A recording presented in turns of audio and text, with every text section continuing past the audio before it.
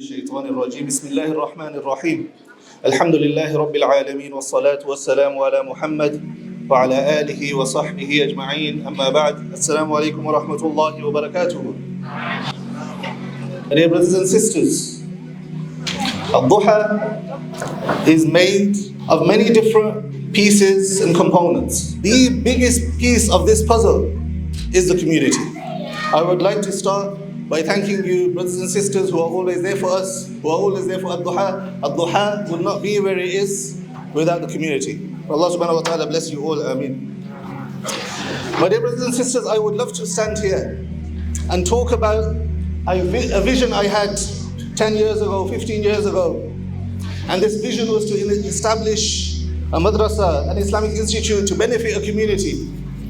But if I were to say that, I would be lying. Because that's not the truth. I did not have this vision. And everything that you see today is not because some type of a elaborate plan that I've come up with and I've been working towards and I've been tweaking it and tailoring it.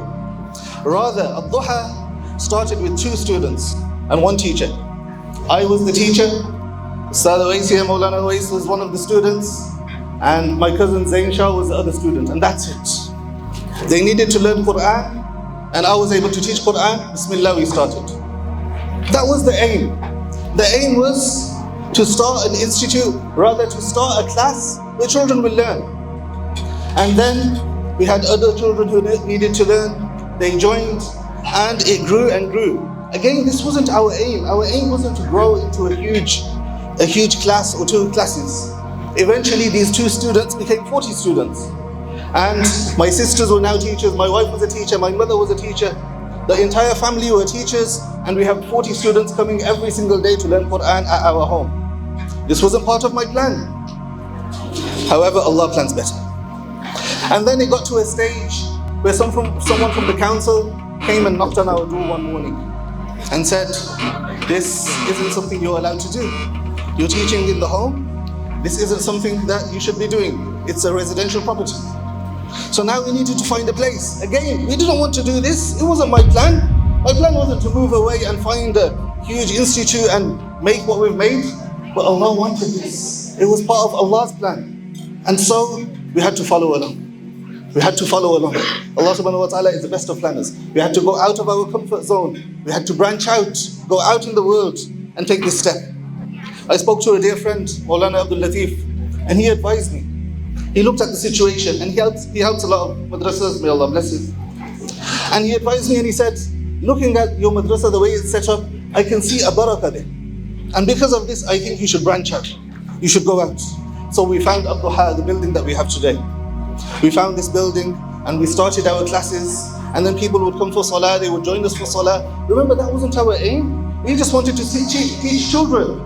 But Allah wanted more from us. Again and again we can see this pattern. Allah wanted salah to take place. So we started salah. It became a musalla.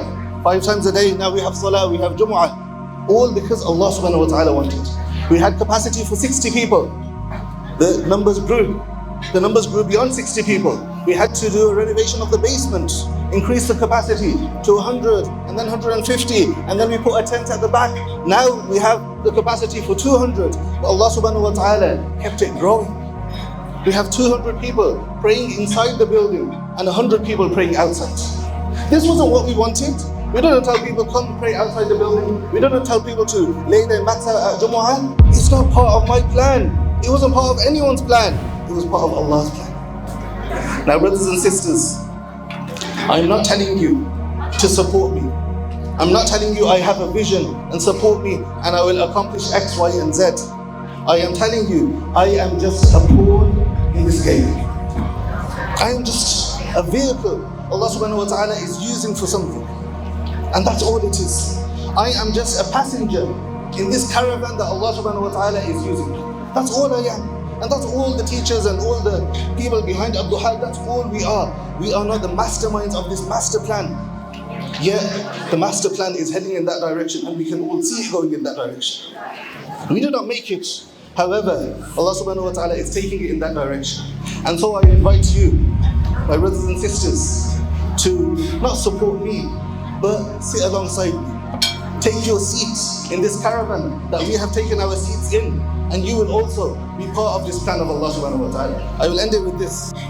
In the story of Musa alayhi salam, Allah subhanahu wa ta'ala shows Musa alayhi salam how he is the one who brought Musa up.